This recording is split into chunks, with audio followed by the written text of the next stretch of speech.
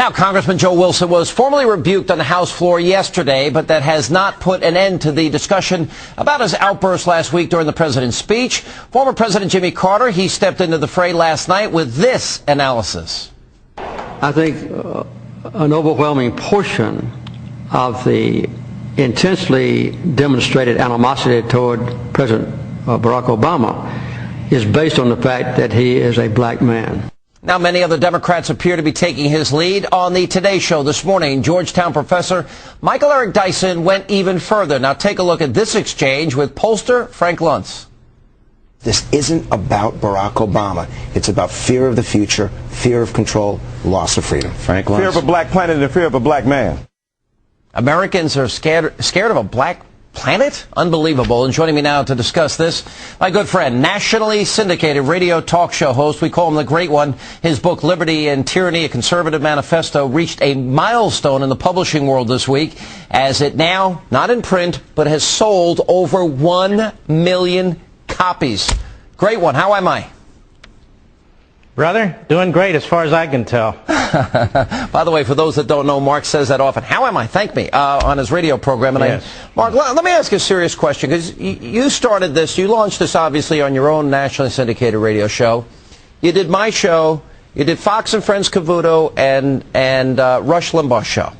That's it. You didn't do any mainstream media. You hit this milestone, over 1 million books sold. Why do you think that is? What happened? Well, I think that the book does more than talk about the statist and all the problems we face. It also talks about conservatism. You know, when I started the book a little over 2 years ago, people were saying conservatism was dead. We need to reject Reagan, reject our principles, you know, modernize the philosophy. And I decided that's really way off. And so I delved into the subject of conservatism, liberty, tyranny. And the first few chapters of the book are conservative philosophy, and then that follows with liberalism, or what I call statism, and then I go through the various issues of the day. I'm very blessed that, you know, so many people have taken to the book. Well, one of the things, Mark, is you also go to the great philosophers that inspired our founders, that inspired our framers, and you outline that. I want to go into this issue, you know, because there are some still out there saying, well, they're all a pox on all their houses. The Republicans stink. The Democrats stink. I go back to Reagan's speech in 1975. Reagan said he wants a revitalized Republican Party. And I agree, the Republican Party got off track, but they seem to be fighting back against the stimulus and cap and tax and health care, and seem to be reverting to their more conservative principles in their proposals.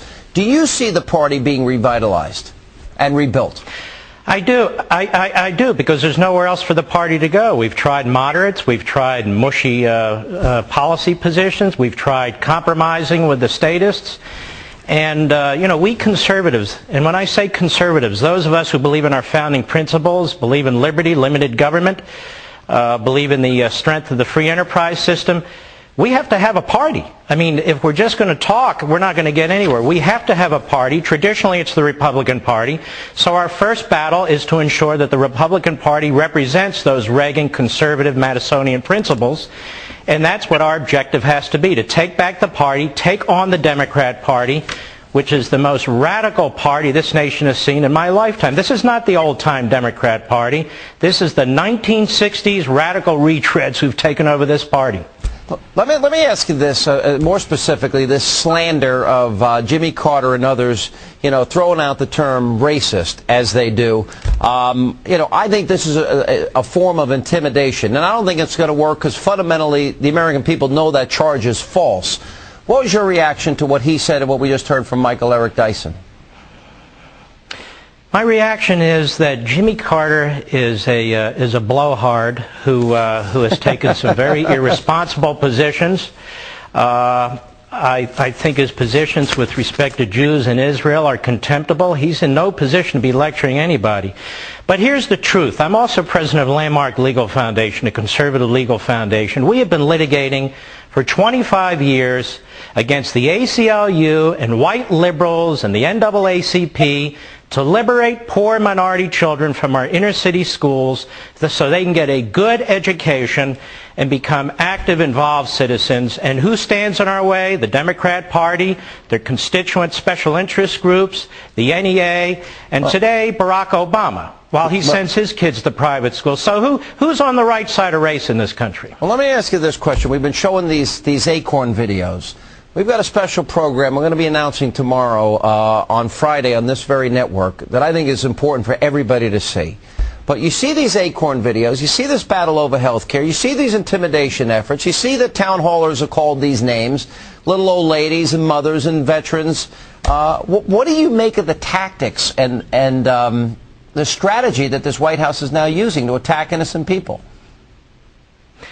Acorn is abusing poor people, it's abusing minorities, it's sucking them into this very corrupt entity that is being used to do one thing and one thing only, to advance the cause of Democrats.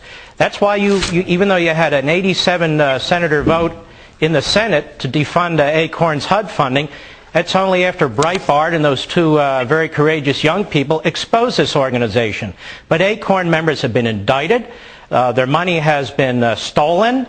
It's been a shady group from the very beginning, and that organization needs to be absolutely shut down so it cannot continue to be the poison in our political system. Mark, your book, Liberty and Tyranny, A Conservative Manifesto, 1 million sold, not a million in print, 1 million sold. It is the modern-day version of Conscience of a Conservative. Thanks for being with us from the bunker. That's a pretty handsome-looking bunker you got back there, by the way. Thank you. We do the best we can. God bless you. Thanks for your support, Sean. All right, Mark. Thank you. Thanks for being here. Appreciate it. And let not your heart